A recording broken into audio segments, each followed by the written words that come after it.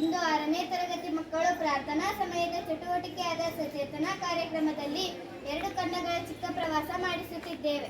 ಅವು ಯಾವುವು ಗೊತ್ತಾ? ಆಫ್ರಿಕಾ ಮತ್ತು ಆಸ್ಟ್ರೇಲಿಯಾ. ಮಕ್ಕಳೇ, ಮೊದಲು ಆಫ್ರಿಕಾ ಖಂಡದ ಬಗ್ಗೆ ತಿಳಿಯೋಣ. ಆಫ್ರಿಕಾ ಖಂಡ ಎಲ್ಲಿದೆ? ಟೀಚರ್, ಆಫ್ರಿಕಾ ಖಂಡವು ಭೂಮಧ್ಯ ರೇಖೆ ದಾಟುವ ಏಕೈಕ ಖಂಡ. ಇದು ವಿಸ್ತೀರ್ಣದಲ್ಲಿ 2ನೇ ಅತಿ ದೊಡ್ಡ ಖಂಡ.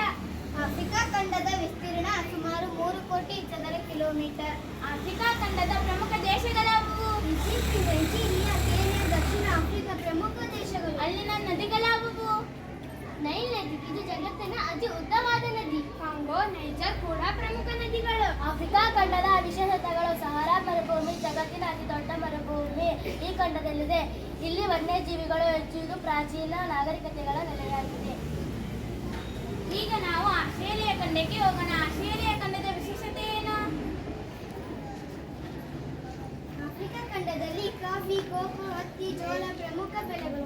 ಆಸ್ಟ್ರೇಲಿಯಾ ಖಂಡವು ದಕ್ಷಿಣಾರ್ಧಗೋಳದಲ್ಲಿದೆ. ಆಫ್ರಿಕಾ ಖಂಡದ ಪ್ರಮುಖ ನಗರಗಳಾವುವು? ಆಫ್ರಿಕಾ ಖಂಡದ ಪ್ರಮುಖ ನಗರಗಳು Melbourne, Canberra, Sydney.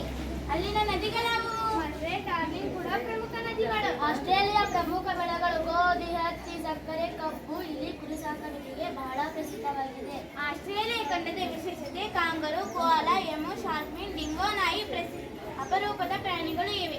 Great barrier reef ಪ್ರಸಿದ್ಧವಾಗಿದೆ. ವಿಕಸಿತ ದೇಶ ಆಸ್ಟ್ರೇಲಿಯಾ. ಆಫ್ರಿಕಾ ಮತ್ತು ಆಸ್ಟ್ರೇಲಿಯಾ ಖಂಡಗಳು ನಮಗೆ ತುಂಬಾ ಆಸಕ್ತಿದಾಯಕವಾಗಿದೆ.